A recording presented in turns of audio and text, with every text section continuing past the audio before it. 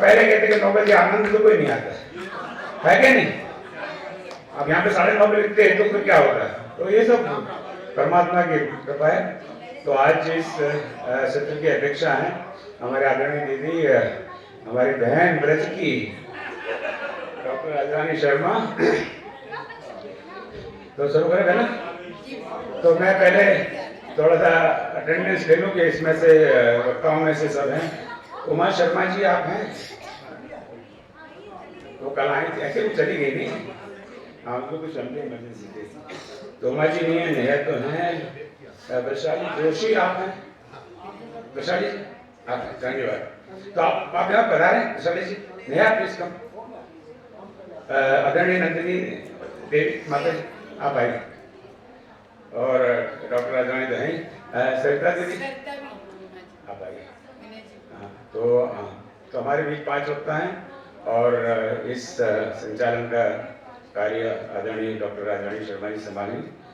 ग्वालियर में रहती हैं और हमारे रामचंद्र भवन से शुरू से जुड़ी हुई हैं। आपने जो पुस्तक देखी, आपने शायद यहाँ पे देखी हो, रामायण अध्ययन 30 दिनों में, उसमें 3 लेख, सबसे ज्यादा लेख डॉक्टर राजवानी शर्मा जी के द्वारा लिखे गए।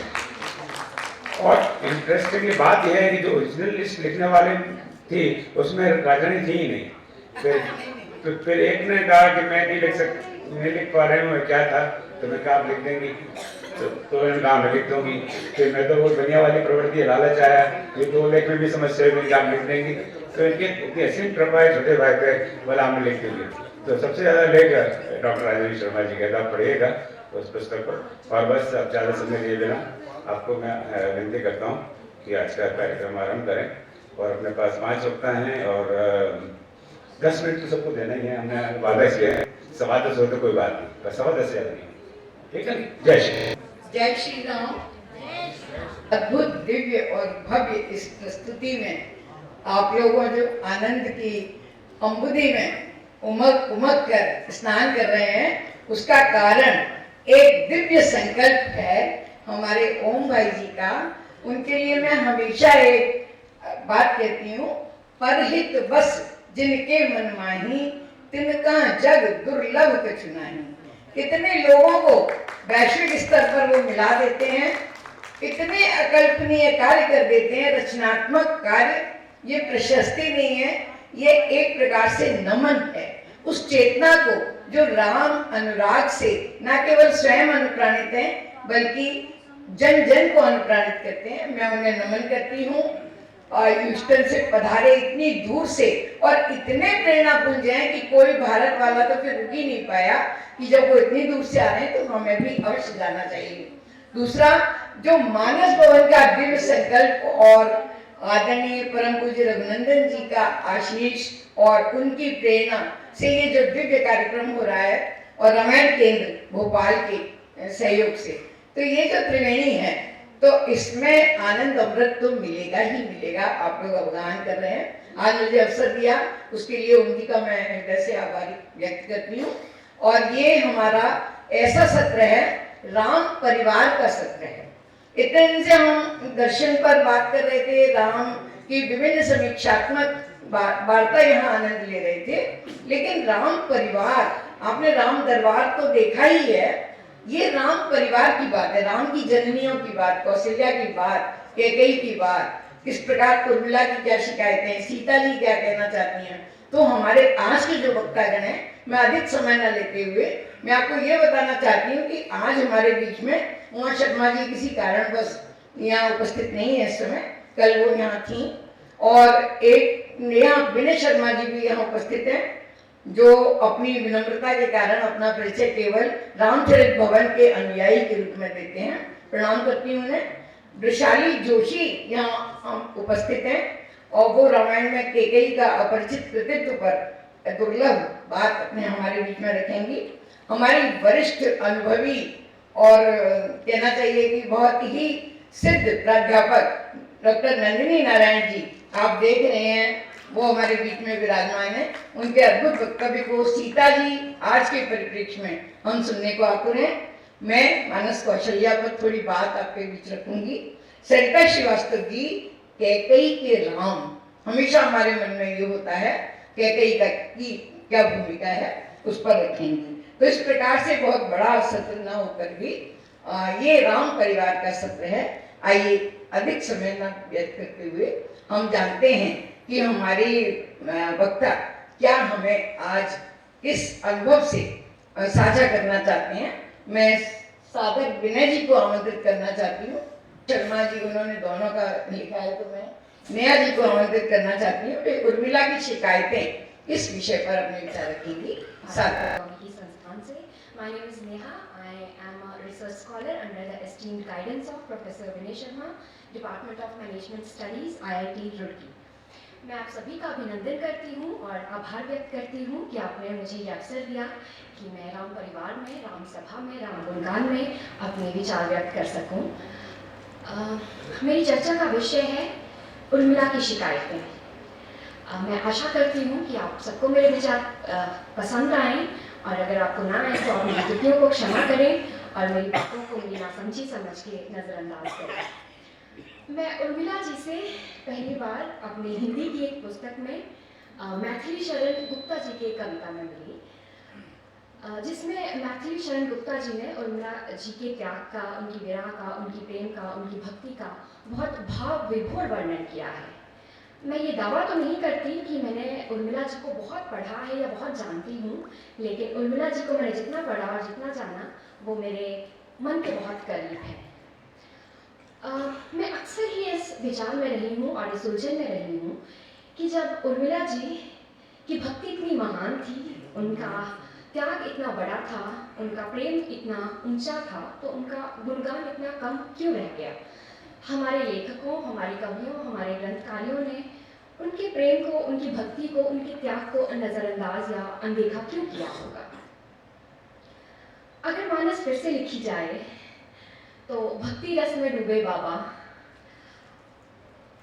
मोती पिरोए अपने शब्दों में, और असंख्य असंख्य अलंकारों, असंख्य असंख्य उपमाओं और सुंदर सुंदर अपने शब्दों में शुरू से अंत तक राम राम लिख दें, और भक्ति रस में डूबे उनके भक्त शुरू से अंत तक राम राम पढ़ लें और हम सब आनंद उठाएं। अभी भी रामायण में, मानस में बाबा ने जो राम जी का वर्णन किया, उनका जो चित्रण किया, उसका तो कोई मेल नहीं है। हम सभी उस चित्रण को बहुत ही हमें बहुत ही भाता है, लेकिन रामलीला में जितने भी पात्र हुए, बाबा ने उनके चित्रण में कोई कमी नहीं छोड़ी। बाबा ने उनकी भक्ति में, उनके त्याग का, उनके प्रेम का, उनकी विरह का बहुत सुंदर वर्णन किया। फिर बाबा ने उर्मिला को क्यों अनदेखा किया होगा, ये तो मैं नहीं जानती। शायद भक्ति में डूबे बाबा भूल गए होंगे, लेकिन उससे भी बड़ा प्रश्न जो मेरे मन में था, क्या प्रभु राम ही, क्या राजा राम ही उर्मिला को भूल गए होंगे।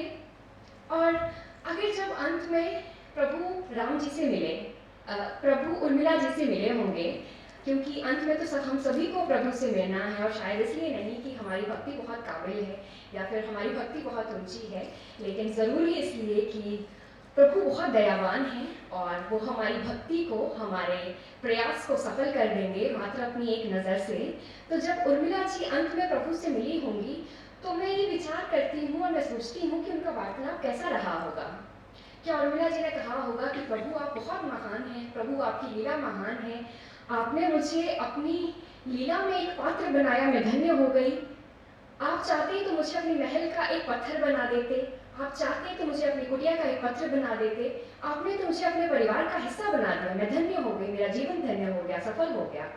या फिर हम सबकी तरह जब वो भगवान से मिली होंगी तो उन्होंने अपनी शिकायतों का पिटारा खोला होगा और भगवान जी से कहा होगा कि सुंदर सच्चे साकार मिले, सुंदर सच्चे साकार मिले, मिले सिया को पूरे राम। सुंदर सच्चे साकार मिले, मिले सिया को पूरे राम। भक्ति आई, यश आया, आया भरत के हिस्से सारा प्यार। मेरे नाथ के हाथ सेवा, शबरी को भी मिला मोक्ष का दान। हनुमान तुमको सबसे प्यारा, हनुमान तुमको सबसे प्यारा, तुमने तो रखा रावण का भी मान। सबके हिस्से में प्रभु आए, सबके हिस्से में प्रभु आए, बताओ मेरे हिस्से में कौन सा राम।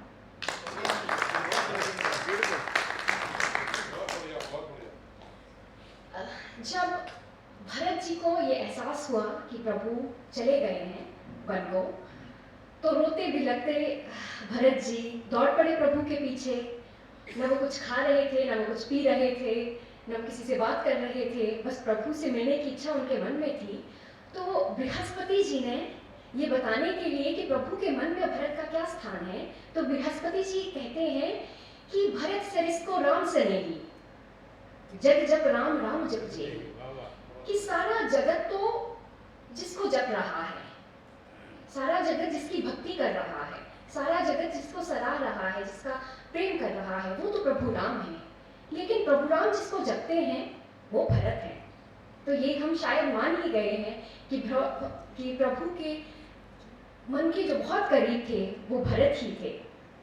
और शायद यही भरत जी की भक्ति और भरत जी का प्रेम था कि जब भरत प्रभु के पास पहुंचे तो विवश होके प्रभु ने अपना आसन छोड़ा और भरत के हाथों में अपनी डोर देके कहते हैं कि भरत तुम्हें जो ठीक लगे वो करो, तुम चाहो तो मैं वापस अयोध्या जाऊं, तुम चाहो तो मैं वापस आ जाऊं, वापस वन हो जाऊं।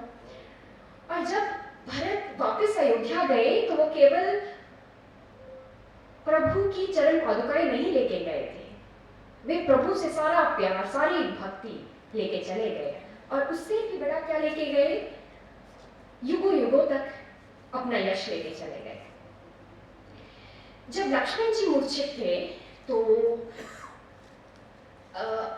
वाल्मीकि रामायण में ये एक प्रसंग है, ये एक श्लोक है जिसमें प्रभु ने कहा है कि ऐसी हजारों बीवियां मुझे मिल जाएं, लक्ष्मण जैसा भाई मुझे कभी ना मिले।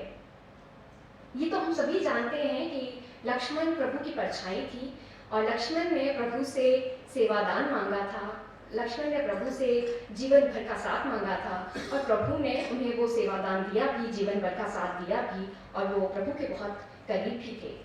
जब लक्ष्मण जी मूर्छित थे तो हनुमान जी हनुमान चालीसा में है कि जब वो अपने हाथ में पहाड़ लेके आए थे संजीवनी बूटी के लिए, तो प्रभु कहते हैं कि लाए सजीवन लखन जी आए, श्री रघुबीर हर्षी उल्लाए, रघुपति की ने बहुत बढ़ाई, तुम मम प्रिय भरत ही संभाई। कि हे प्रिय हनुमान, तुम मुझे उतने ही प्यारे हो, उतने ही प्रिय हो जितना मुझे भरत प्रिय है।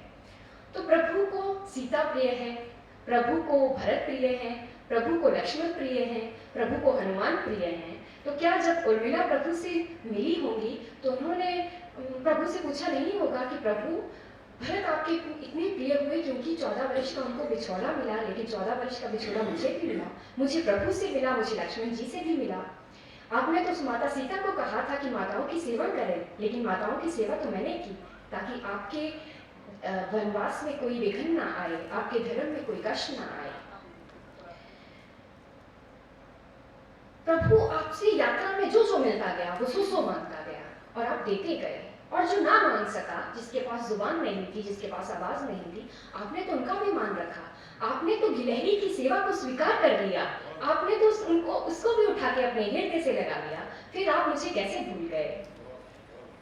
शायद प्रभु भूले तो नहीं होंगे, शायद मैं ये मानती हूँ और ये मानना चाहती हूँ कि जो गिलहरी को नहीं भूले, जो गिलहरी की सेवा को नहीं भूले, वो उर्मिला को भी शायद नहीं भूले होंगे। शायद उर्मिला के लिए उनका जो स्नेह था, उनका जो प्यार था, वो इतना महान था कि वो हमारी बुद्धि से परे था। और शायद बाबा के पास वो शब्द नहीं थे कि वो उसको लिख सके, उसका बयान कर सके।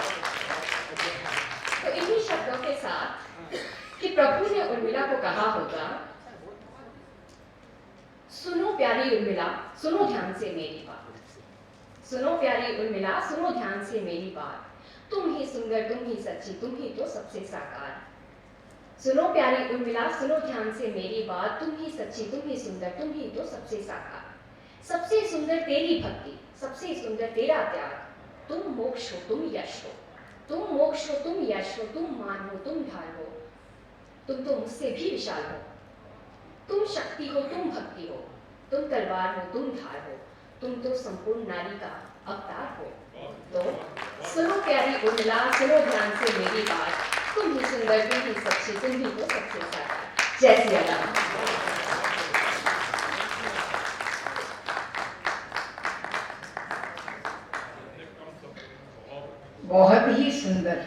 अनुशासित वक्तव्य के लिए उमा इसको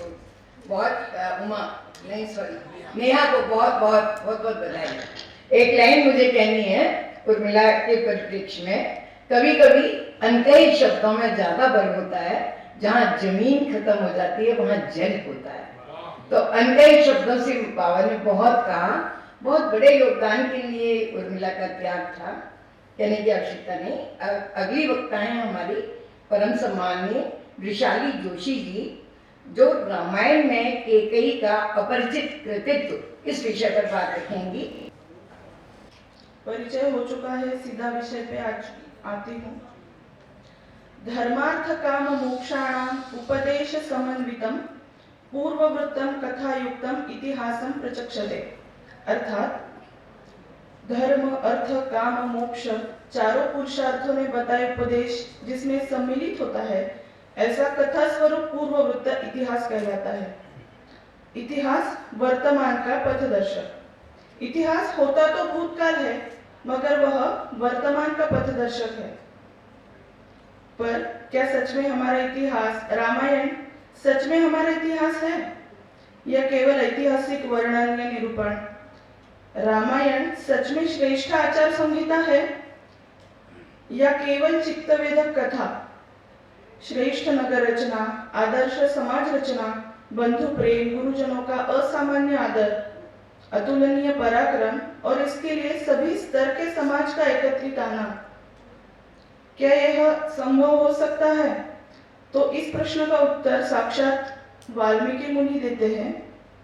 कौन वस्मिन् सांप्रतम लोके गुणवान कश्च वीर्यवान धर्मज्ञश्च कृतज्ञश्च सत्यवाक्यो दृढ़व्रतः। इसमें सांप्रतम लोके का मतलब अभी इस जगत में ऐसा होता है, यानी वर्तमान स्थिति में वर्तमान काल का वर्णन आया है। ये दो शब्द हमारे रामायण को इतिहास का दर्जा प्राप्त करा देते हैं।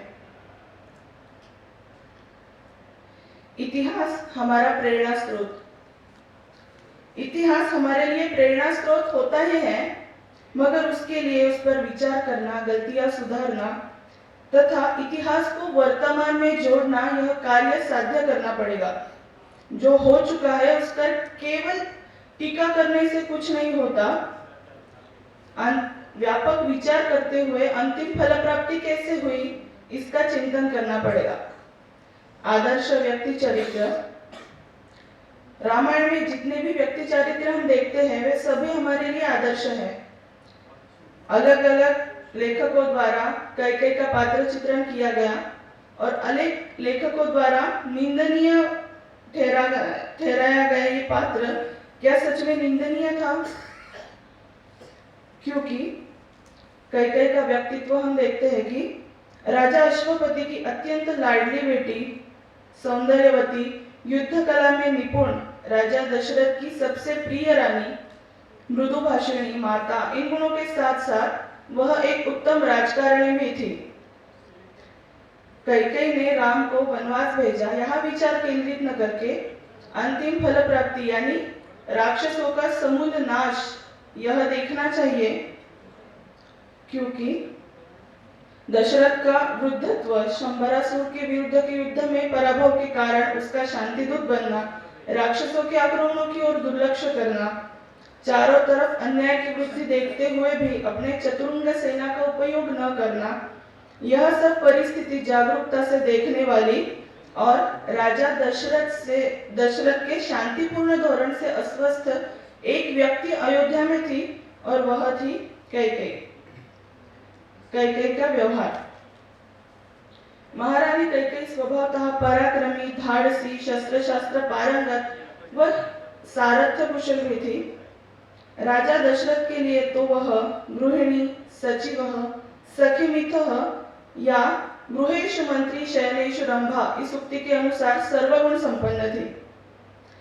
कैकेयी के विवाह के कुछ ही दिनों बाद शंबरासुर ने देवराज इंद्र पर आक्रमण बोल दिया और यह कहानी हम सबको पता है। पर इसमें कैकेयी का व्यवहार बहुत प्रशंसनीय है कि उसने दशरथ की रक्षण किया और उनके प्राण का रक्षण किया और राजा दशरथ से 2 वरों की प्राप्ति की। राजा दशरथ ने कहा कि आप वर मांगो, पर उसने समय आने पर मांगूंगी ऐसा धैर्यपूर्ण उत्तर देते हुए अपना निर्लोभत्व सिद्ध किया। पुत्र कामेष्टि यज्ञ से पहले गोपनीय बैठक बुलाई गई ऋषि मुनियों द्वारा, जिसमें राजा दशरथ के पुत्र से क्या अपेक्षा है, कैसा पुत्र हमें चाहिए और उसके हाथों क्या करवाना है, इसका आयोजन, इसकी योजना बनाई गई और इसमें केवल कैकेयी सम्मिलित थी। कैकेयी की सहायक मंथरा केवल दासी नहीं थी, वह राजनीतिज्ञों के खेल में एक महत्वपूर्ण मोहरा थी। यह मोहरा मारा जाने पर कुछ नुकसान तो नहीं होता था, मगर समय आने पर दूसरे पक्ष पे मात करने में यह महत्वपूर्ण भूमिका निभा सकता था। यह पात्र विशेष, शातिर, व्यवहार कुशल, आसपास घटने वाले घटनाओं के बारे में सजग, कूटनीति का जानकार व समय आने पर कुछ भी करने के लिए तैयार, ऐसा होता था। मंथरा को जब राम राज्याभिषेक का पता चलता है तो वह कैकेयी को वार्ता देने के लिए पहुंच जाती है। प्रथमतः तो कैकेयी खुश होकर उसे इनाम देती है, हम सब जानते हैं, लेकिन स्वामी भक्त मंथरा यह बख्शिश का स्वीकार नहीं करती है। वह अपने रानी को वर्तमान की सुखद घटनाओं में से, भविष्य की रम्य कल्पनाओं में से वर्तमान में लाकर खड़ा कर देती है। मंथरा के जैसे दासी की आज आवश्यकता है, जो कैकेयी के राजकारण को कार्यप्रवण बनाने में सहायक साबित हुई। राष्ट्रोद्धार के लिए राजकारण। मंथरा का अभ्यास करने के बाद कैकेयी का व्यक्तित्व कुछ अलग दिखाई देने लगा। कैकेयी मूलतः कपटी नहीं थी, इसलिए सम्यक विचार कर सकी। भरत को राज्य मिलना उसका हक था, राम को राज्य मिलना उसका प्रेम था, मगर राजकारण में प्रेम से ज्यादा कर्तव्य को महत्व दिया जाता है। और ही उसे एक कटु सत्य का स्मरण भी हुआ, दशरथ को आने वाला पुत्र शोक से मृत्यु। ये भी हम बहुत जानते हैं कि श्रवण पिता ने अपनी आखिरी सांस लेते हुए दशरथ को शाप दिया था कि उसे पुत्र शोक से मृत्यु होगा उसकी। तो इसका मतलब राम को अथवा चारों पुत्रों को मृत्यु आना संभव था। यह शाप तो सच ही होने वाला था और राम पर कैकेयी का निरतिशय प्रेम था। उसकी मृत्यु की वह कल्पना भी नहीं कर सकती थी। और ही दशरथ 77 साल के थे और उसकी मृत्यु भी अटल थी। राम मात्र 17 साल के थे और उन्हें पुत्र प्राप्ति भी अभी हुई नहीं थी, यानी इस समय उनको मृत्यु आना अयोग्य था। और भी राम ने बाल्यावस्था में ही अपने शक्ति प्रदर्शन किया है। ताड़का राक्षसनी तथा सुबाहु को मारकर अपने शक्ति सामर्थ्य उसने दिखाया था सबको। तो कैकेयी को ये पता था और राम को अगर वनवास भेजा जाए तो राक्षसों की सत्ता का निर्धारण हो सके और अच्छी सत्ता का स्थापना हो सके, इसके लिए उसने राम को बचाकर वृद्ध दशरथ के मृत्यु का स्वीकार किया और सर्वनाशम समुत्पन्ने अर्धम त्यजति पंडितः, यह उक्ति सार्थ की। वल्कल वस्त्र प्रदान करना। यहाँ पर भी कैकेयी पर आक्षेप आते हैं कि राम लक्ष्मण को ठीक है, मगर कैकेयी को वल्कल वस्त्र क्यों प्रदान किए गए। और यहाँ भी हम अगर सम्यक दृष्टि से देखें तो सीता की सुरक्षा का ही विचार कैकेयी ने यहाँ पर किया था। अगर हम अभी भी प्रैक्टिकली सोचे तो कोई भी सुंदर युवती सुंदर वस्त्र पहनकर, आभूषण पहनकर अगर वन विहार करेगी तो राक्षसों की उस पर नजर जाना साहजिक है, मगर वल्कल वस्त्र अगर पहनेगी तो उसकी सुरक्षितता अबाधित रहेगी। स्थल काल सापेक्ष हमारे वस्त्र होने चाहिए, अन्यथा आज होने वाले कुकृत्य नहीं होते। राजनीति में इतिहास का महत्व। कुछ भी काम करने से पहले उसका ऐतिहासिक पार्श्वभूमि का बारीकी से अभ्यास करना बहुत महत्वपूर्ण है। हम सब जानते हैं कि रावण को ब्रह्मदेव से वरदान मिला था, पर उसने वरदान मांगने में कुछ गलती की थी। उसने नर और वानर को शक्तिहीन समझने के कारण गिनती में ही नहीं रखा था, तथा नल कुबेर का भी रावण को शाप मिला था कि उसकी भार्या पर उसने बलात्कार किया था। तो यहाँ नल कुबेर ने भी रावण को शाप दिया है कि किसी भी सुंदर स्त्री पर अगर उसकी इच्छा के विरुद्ध अगर रावण समागम करेगा तो तत्क्षण उसकी मृत्यु हो जाएगी। कैकेयी को पता था कि अगर राम को वनवास भेजा जाए तो सीता भी उनके साथ जाएंगी। तो यहाँ पर ऐतिहासिक पार्श्वभूमि का अभ्यास करने के बाद उसको यह निश्चित हो गई कि सीता की सुरक्षा आबादित रहने वाली है, उसका चारित्र्य आबादित रहने वाला है।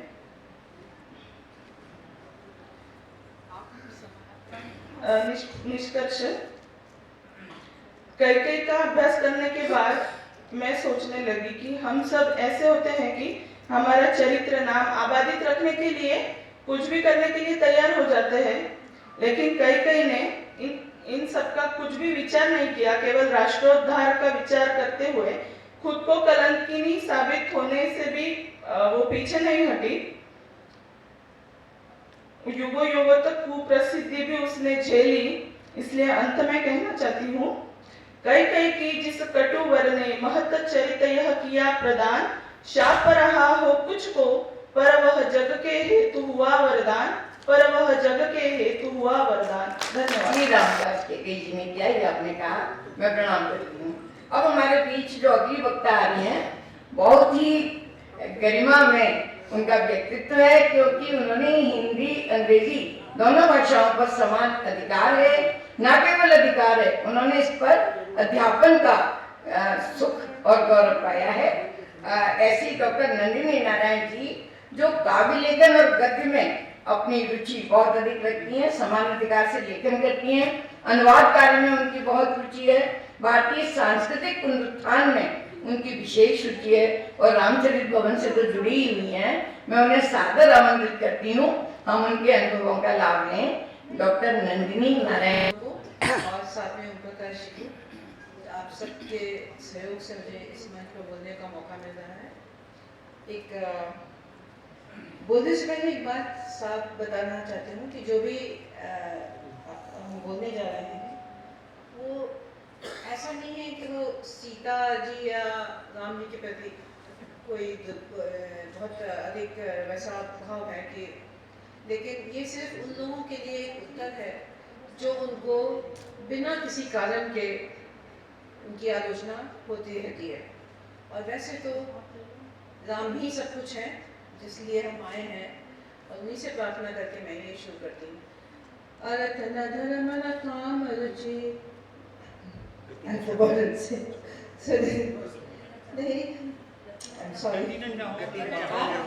न चाहो निर्वाण, जन्म जन्म रति राम पद यह वरदान नाम।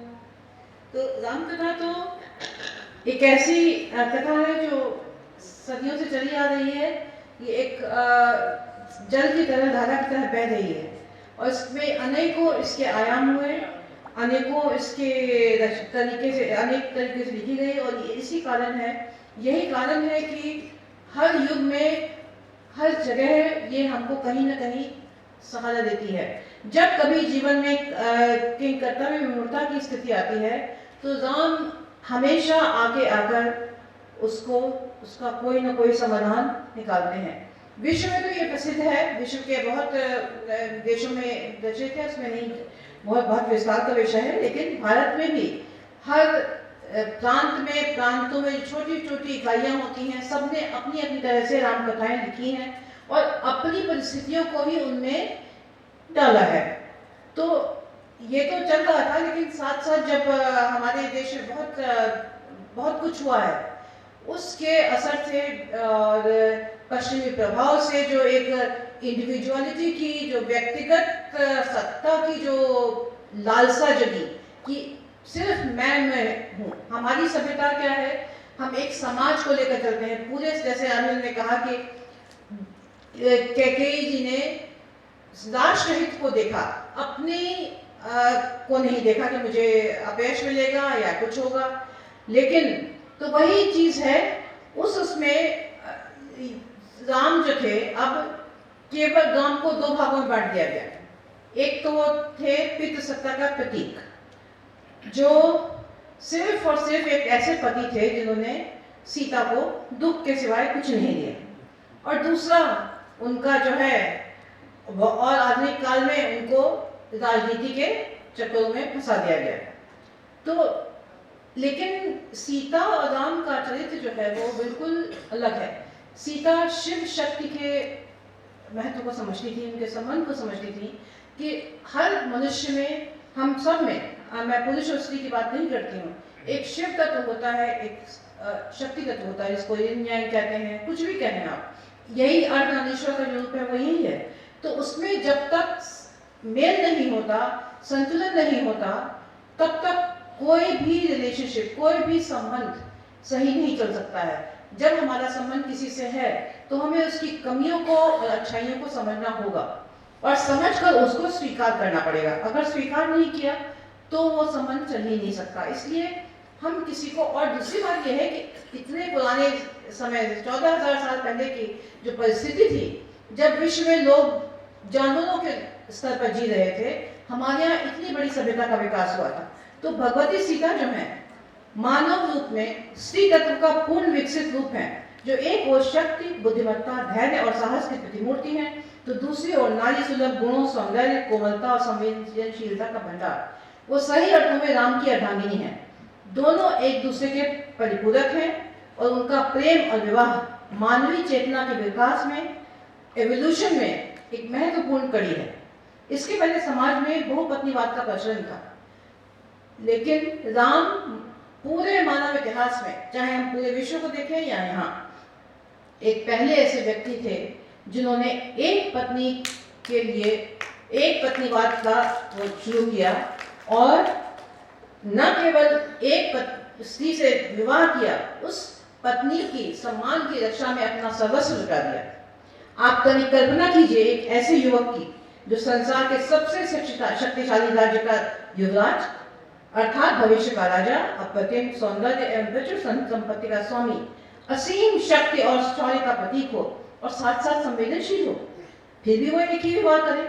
लेकिन राम ने सीता को ही अपने जीवन के हर मोड़ पर चुना, क्योंकि वो उनके लिए एक अटूट सामाजिक और आध्यात्मिक बंधन था, और उसके साथ साथ वो एक ऐसी प्रेरणा समाज को देना चाहते थे कि अब ऐसा समय है कि मनुष्य को, हमको एक पत्नी, हमारे संबंध जो है ऐसे ही होने चाहिए, और बहुपत्नीवाद को समाप्त कर देना चाहिए। उधर सीता भी एक ऐसा तरह चरित्र है जो समय समय पर लांघ कर हम तक पहुंचती हैं। उनके चरित्र में हर बार आप जब पढ़िए या सोचिए तो कुछ ना कुछ नया मिलता है।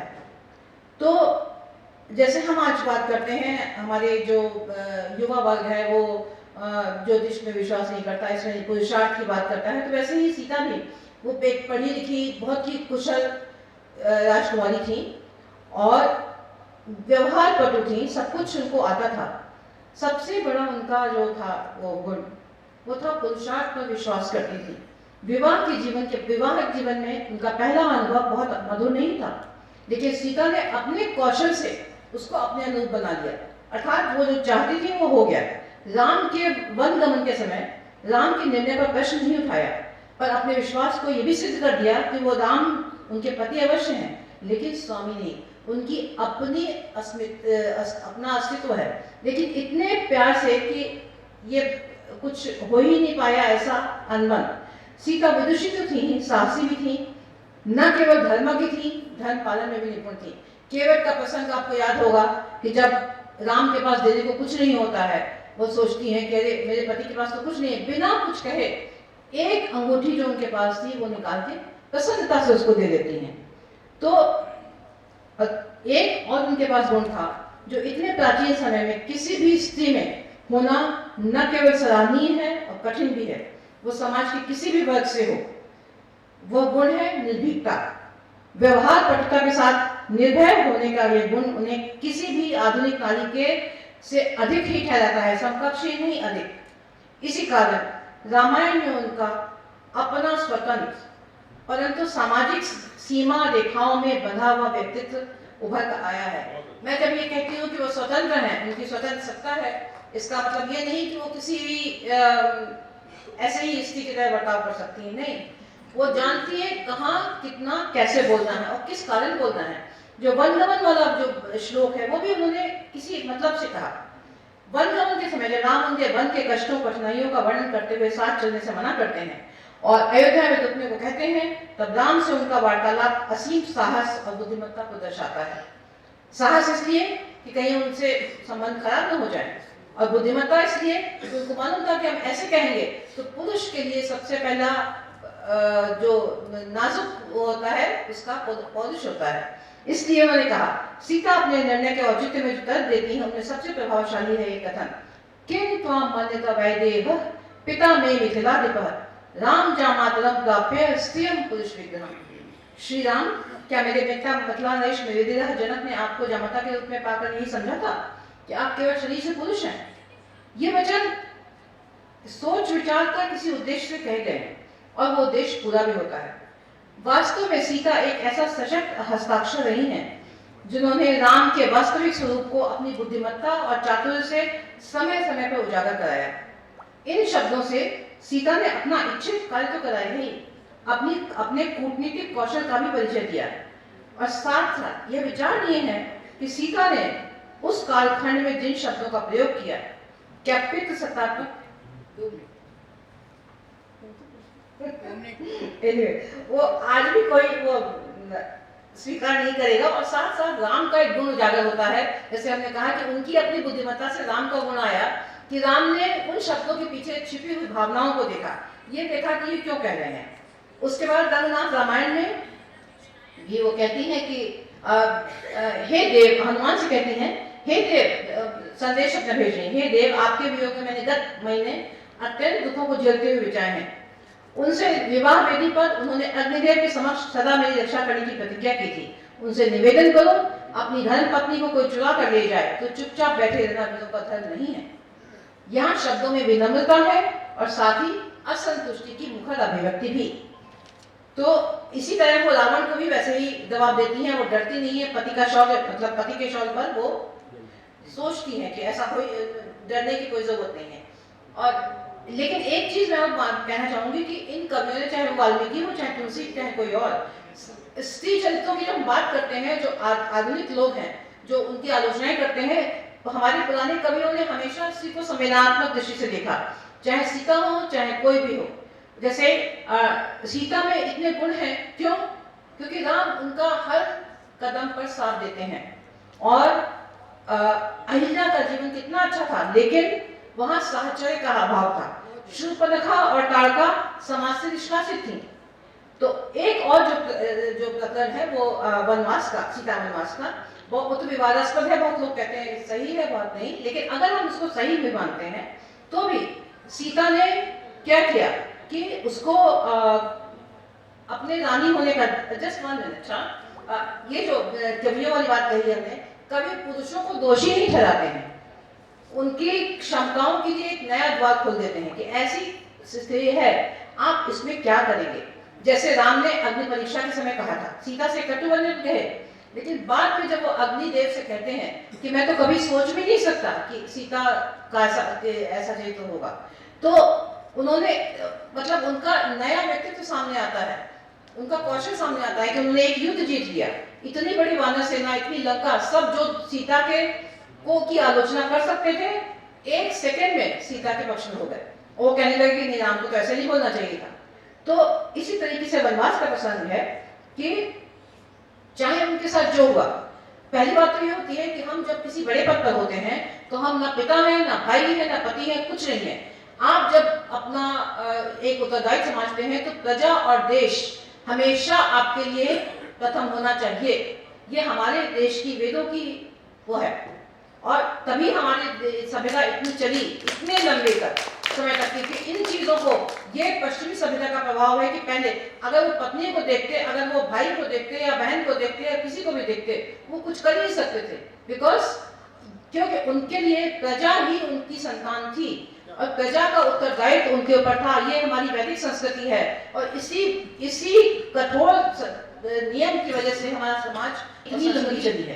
तो सीता ने क्या किया, उन्होंने ऐसा नहीं कि उनको अलग होने का दुख नहीं था, उनको राम से शिकायत भी थी, लेकिन उन्होंने अपना राजधर्म निभाया, पत्नी धर्म निभाया, लेकिन अपना स्वाभिमान बरकरार रखा। पुत्रों को राम को सौंपा और लेकिन उस राजमहल में उन्होंने कदम भी नहीं रखा जिसने उनके सतीत्व पर का अपमान किया था। मैं ये नहीं कहूंगी कि शंका की थी, उस सतीत्व का अपमान किया था जिसकी वजह से राम को जीवन दान मिला, राम को नाग पाश बांधा गया था, तो उनके वासुकी मंत्र के पाठ की वजह से वो आए थे। तो इसी उसमें कहते हैं, प्रीति संदर्भ में जीव गोस्वामी जी कहते हैं कि राम के हृदय का नाम सीता और सीता के हृदय का नाम राम है। राम ब्रह्म और सीता शक्ति है। अध्यात्म रामायण जो है वो राम के ब्रह्म रूप का प्रतिपादन करती है और अद्भुत रामायण सीता के आदि शक्ति का रूप का प्रतिपादन करती है। कहती है कि राम और सीता अर्थात पुरुष और प्रकृति में वास्तविक भेद नहीं है, दोनों एक ही हैं। तो आज हम सोच सकते हैं, प्रश्न उठ सकता है कि क्या हम इस तरीके से चले तो कुछ मिल सकता है? हाँ, क्योंकि अगर हम ऐसे सोचेंगे तो एक कॉस्मिक कॉन्शियसनेस जागृत होती है जो हमें हर बात का समाधान बहुत अच्छी तरह से देती है। और भौतिकता जब हमारे जीवन मूल्यों के साथ चलेगी तो हमको उसको हम प्रगति की ओर ही जाएंगे, लेकिन इसके लिए हमको अपनी संस्कृति को नीची नजर से नहीं देखना होगा, अपनी संस्कृति के गौरव को, सभ्यता के प्राचीनता को समझना होगा। धन्यवाद। कथन हम लोगों ने सुना, हृदय से धन्यवाद करती हूँ आदरणीय डॉक्टर नंदिनी नारायण जी को।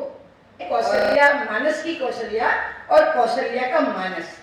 तो जब वंदना करते हैं तुलसी पात्रों की तो एक लाइन, एक पंक्ति, एक अर्धाली उनके लिए कहते हैं, वंदो कौशल्या दिश प्राची, कीरत जास सकल दिश माची।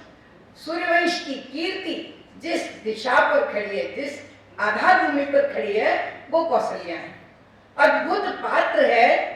हमेशा ऐसा होता है कि महाकाव्य का एक अनुतान विस्तार होता है जिसमें बड़ी बड़ी बातें तो आप बड़े गौर से सुनते हैं, हृदयंगम करते हैं, और छोटी छोटी बातें जिनसे उस महाकाव्य की कथा का संगोपन होता है, जिनसे एंटिविटी को पूरी माने कहना चाहिए तनाव महाकाव्य में रहता है, उन्हें हम विसरा देते हैं। ऐसी अंतर्द्वंदात्मक एक पात्र है कौशल्या, जिसके मन में आप सोच के देखिए कि एक और जिसका युवराज बेटा कल युवराज होने जा रहा है, प्राणों से प्यारा कौशल किशोर युवराज होने जा रहे हैं, उसी समय उनको 14 वर्ष के वनगमन की सूचना मिलती है और तत्काल ही उन्हें पता लगता है कि राजा के प्राण भी अब बचेंगे नहीं।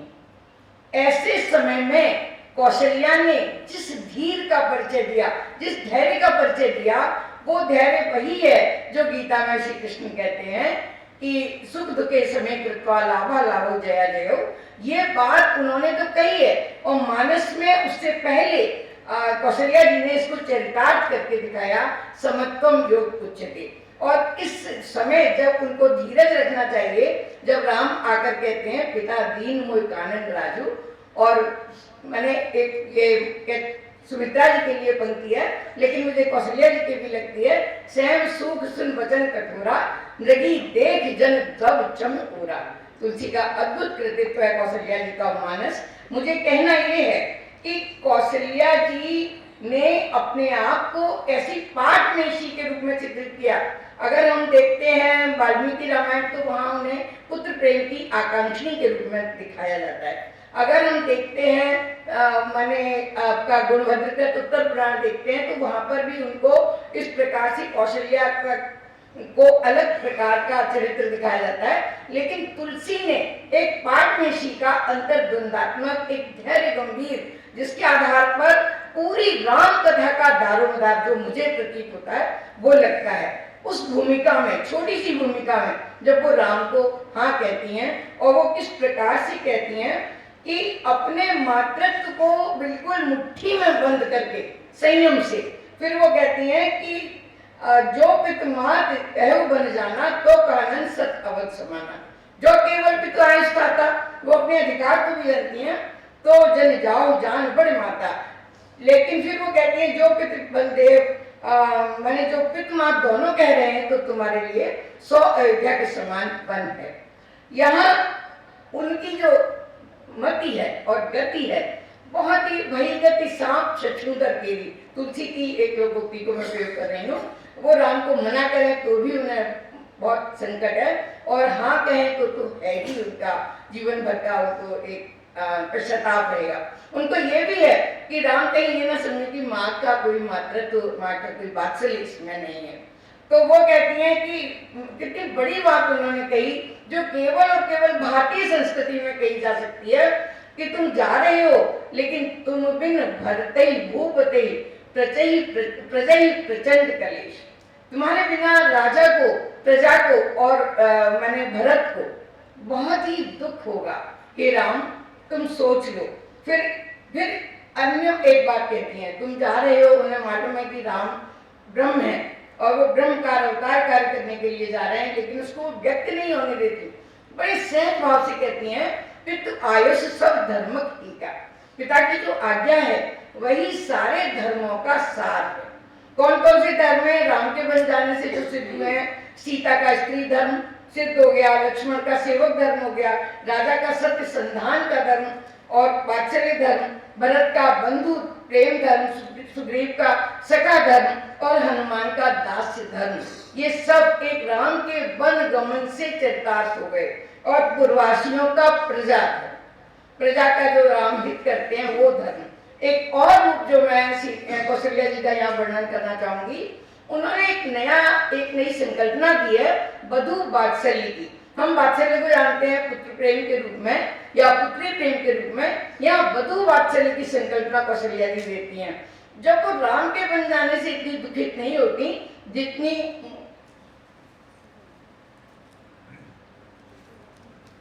क्षमा कीजिए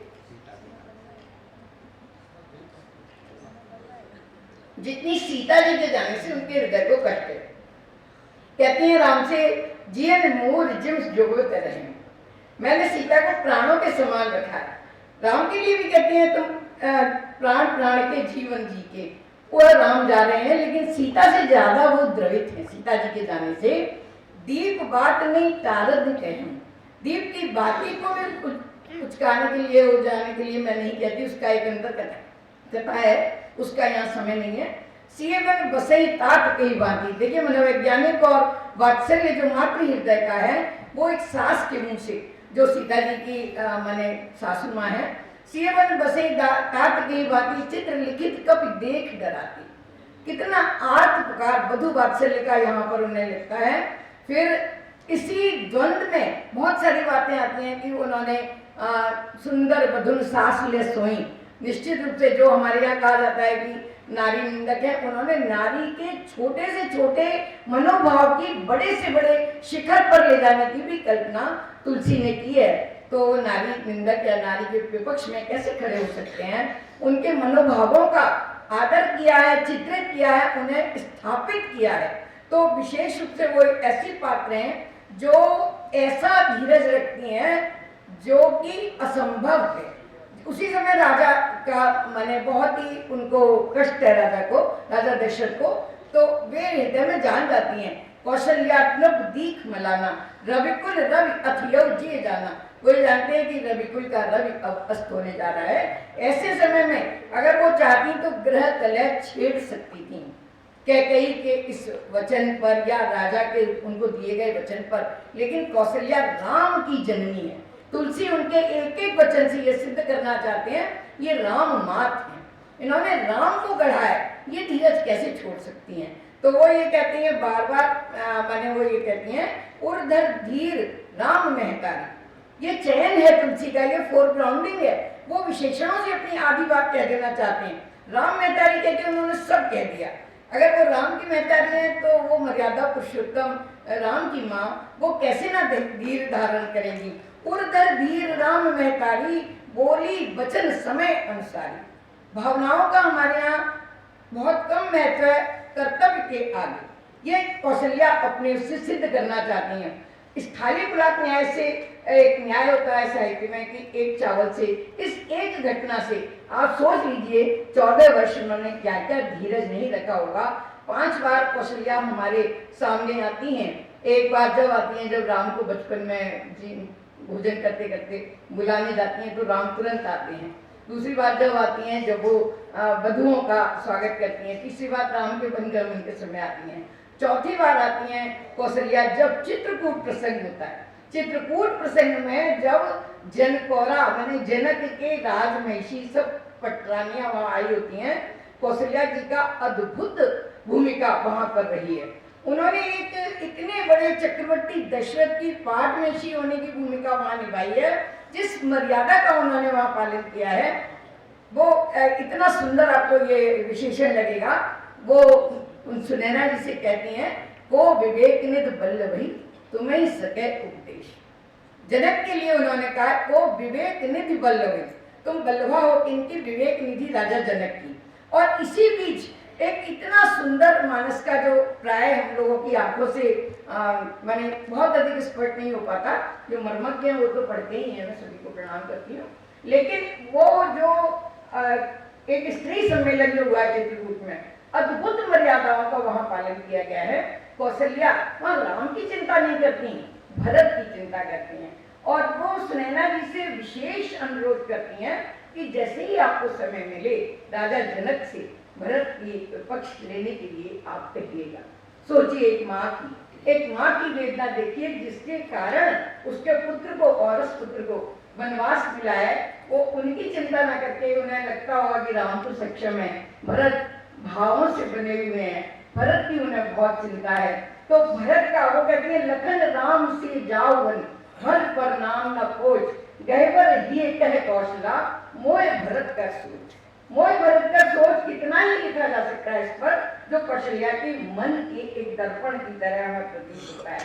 और यहाँ पर लोक शिक्षा, लोक निरीक्षण, आदर्श चरित्रोद्घाटन की दृष्टि से उन्होंने अपने एक एक पद को यहाँ पर खोल के रखा है। राजनीति की सारी कूटनीति वहां की नहीं जा सकती, क्योंकि अत्यंत भावपूर्ण वातावरण है। राजा दशरथ के शोक में दोनों पक्ष विवल हैं।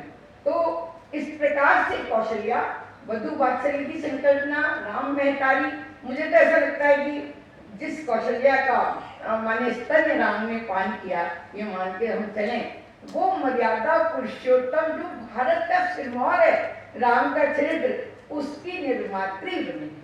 उसके माने उन्होंने उसको गढ़ा है, उस चरित्र को अपने धैर्य से, अपने स्तन्य से, अपने लालन पालन से, अपने आदर्शों से और अपने इस भाव से कि अधिकार कुछ नहीं है, कर्तव्य ही कुछ है, सब कुछ है। एक मेरी बहुत प्रसिद्ध उक्ति है जो मैं हमेशा पालन करती हूँ कि भावना नहीं और त्याग को बल देती हैं, वो बहुत ही वंदनीय है, स्तुत्य है। अगर कौशल्या की जो गतिविधि है जरा से भी परिवर्तित होती तो ये अध्यात्मिकता राम कथा के प्रसंग को बदल सकती है। इसलिए पूर्व में तुलसी ने उन्हें कौशल्या कहा है, हमारे प्राचीन ऋषि कहा है। 5वें रूप में हमें जब हृदय, वो कोमल हृदय एक बार पूछता है, मुझे पूरी भारत की जननियों का हृदय उसमें डूबा हुआ लगता है, तात कवन विधि रावण मार। पहले भी पूछती हैं, मारक जात प्रयावन भारी, कई विधि तात ताड़का मारी। जननी तो यही कर सकती है ना, तो वो भी पूछती है तात कवन विधि रावण मारा। उन्हें पूरा भरोसा, पूरा चित्रण है, पूरी कल्पना है कि राम पर वन में क्या क्या संकट पड़े होंगे। कितने गीत हैं कि मेरे राम का कहीं भीगत होंगे, मेरे राम वन में खड़े हुए, राम का मुकुट भीगा है, विद्या निवासी का लेख भी है। तो बहुत ही मार्मिक ये है। मुझे कहना ये है कि इस अंतर्द्वंद के बहुत सारे छोटे छोटे बुने हुए पहलू हैं जिनसे राम कथा ने कालजयी रूप प्राप्त किया है।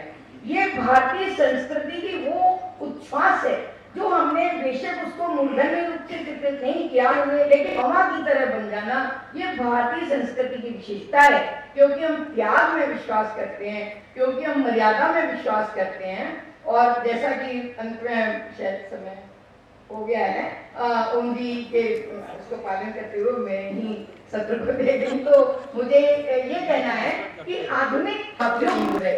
उनके राम का, कौशल्या के राम का रावण था, निश्चित अरे था सामने।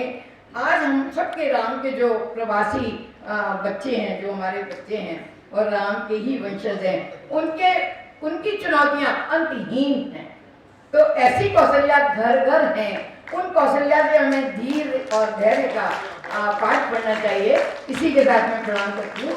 एक आध मिनट ज़्यादा हो तो बहुत क्षमा मांगती। मैंने समय ले लिया, अपनी बात मैंने सोचा कि बहुत कम समय में रख पाऊंगी। हमारे बीच में आ रही हैं सरिता श्रीवास्तव जी, बड़े ही आदर के साथ मैं उन्हें आमंत्रित करती हूँ। वे कैकेयी के राम पर हमारे बीच अपने विचार रखेंगी।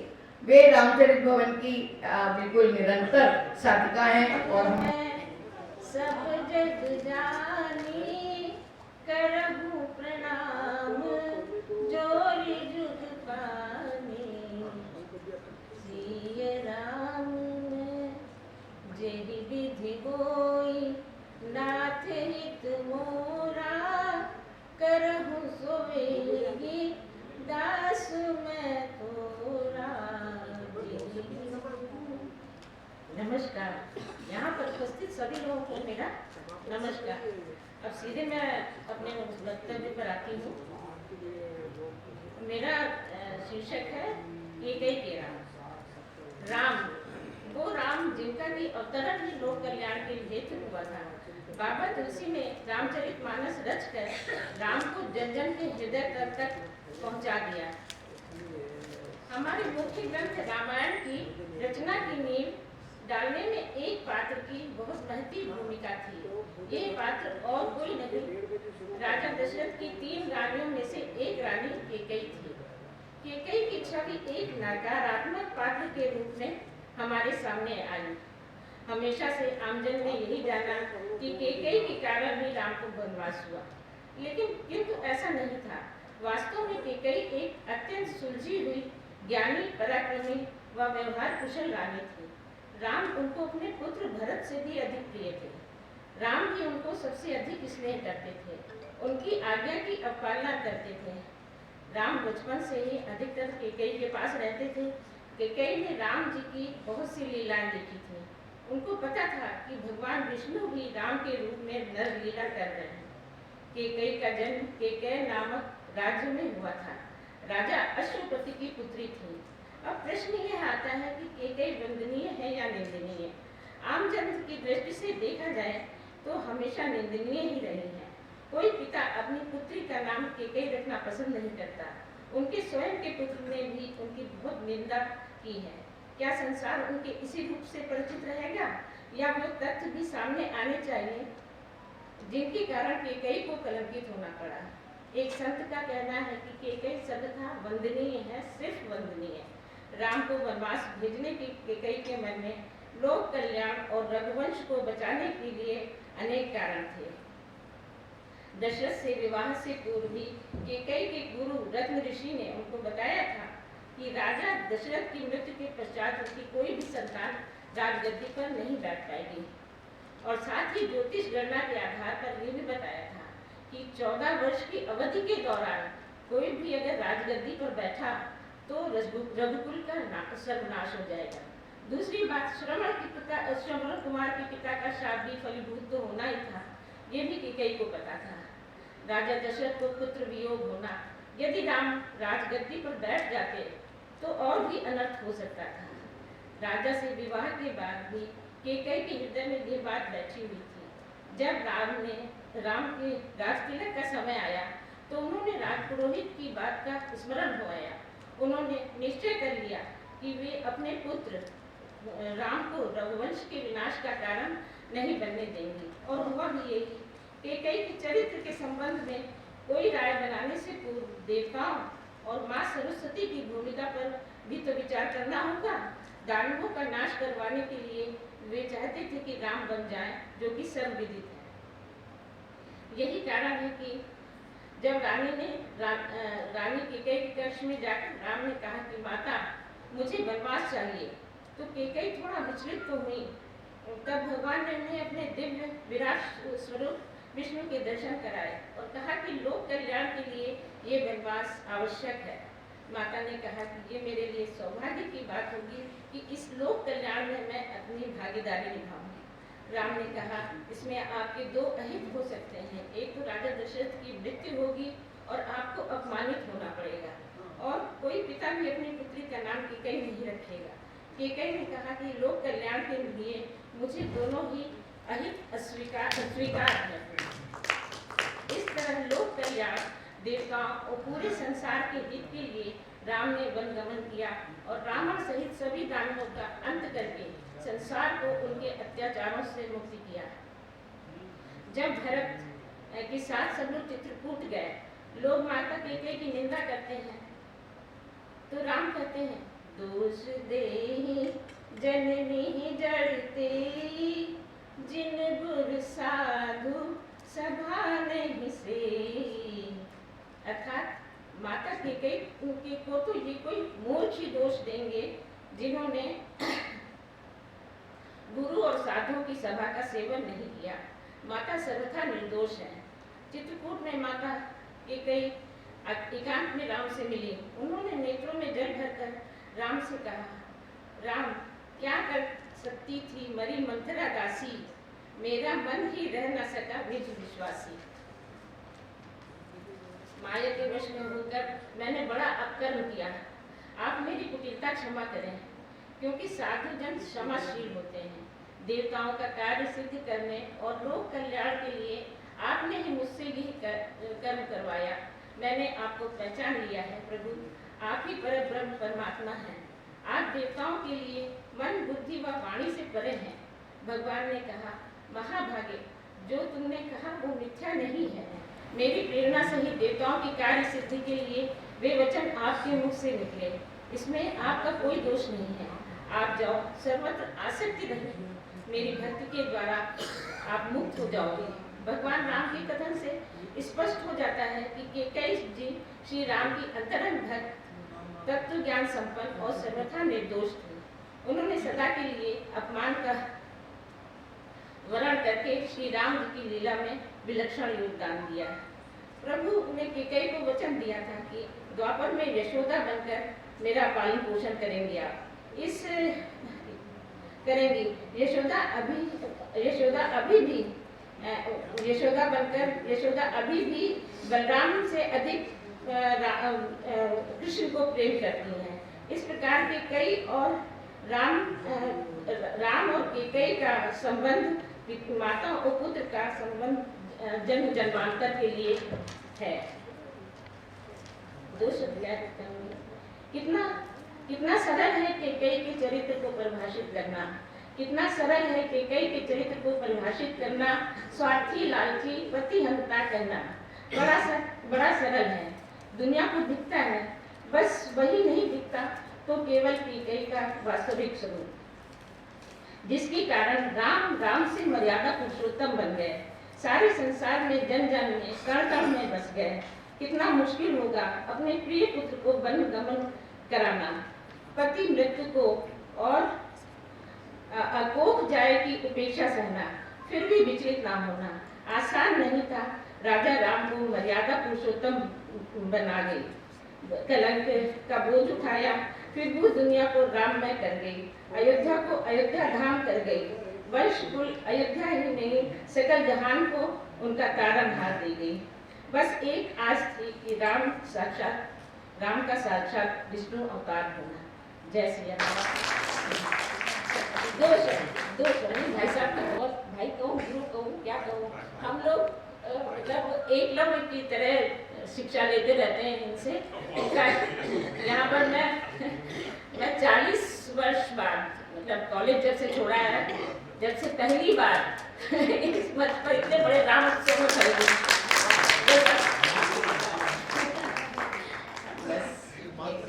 बहुत कृतज्ञ और आभारी हूँ आपकी। सीता जी के बारे में सुना और उर्मिला की शिकायतें और कौशल्या के मानस के बारे में भी थोड़ा जाना।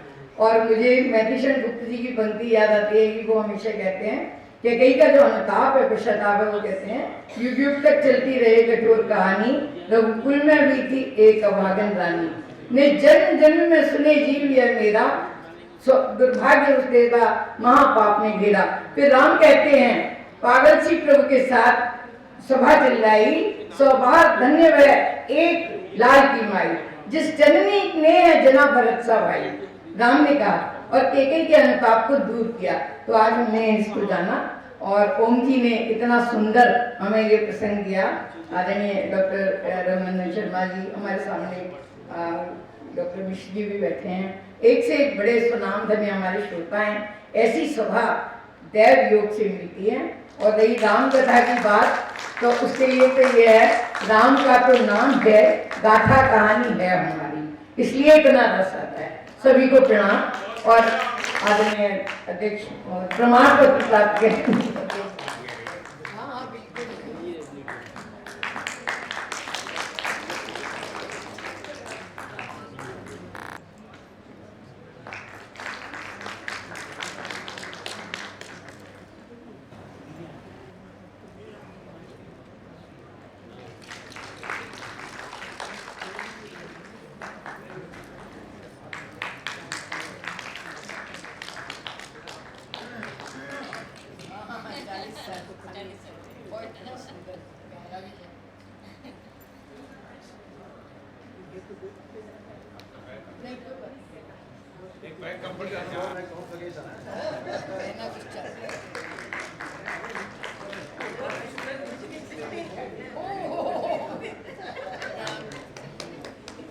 संचालन आपने किया, सभी वक्ताओं को बहुत बहुत धन्यवाद। आपने राम परिवार पर इतनी बातें की। अब हम चाय का ग्राम लेंगे क्या है? चाय तैयार? अच्छा, चाय का ग्राम में इससे पहले एक प्रश्न पूछना चाहता हूँ। भोपाल से बाहर के कितने लोग हैं यहाँ पर? बाहर तो कैसा लगा आपको ये शहर? और भोपाली भोपाली कैसे लगे? सुंदर झीलों की नगरी, सुंदर झीलों की नगरी, राम भक्त भोपाली। सुंदर झीलों की नगरी, राम भक्त भोपाली। रघुनंदन रघुनंदन ने दी हमको राम पीयूष की प्याली। सुंदर झीलों की नगरी, सुंदर झीलों की नगरी, राम भक्त भोपाली। रघुनंदन ने दी हमको राम पीयूष की प्याली। जय श्री राम, जय रघुनंदन।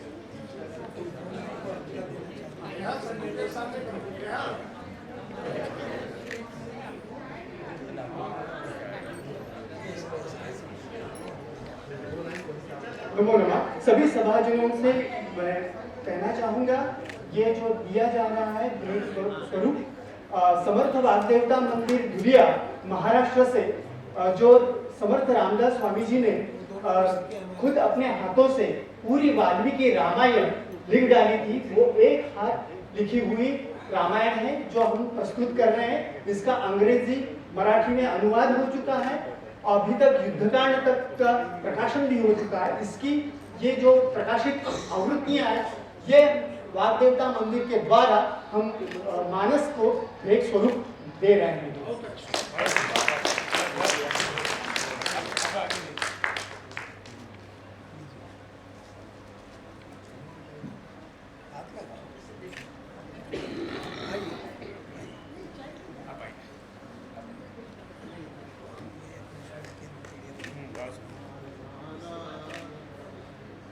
जय जय रघुवीर समर्थ।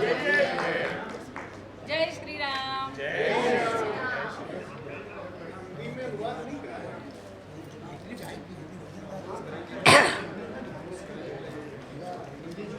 अच्छा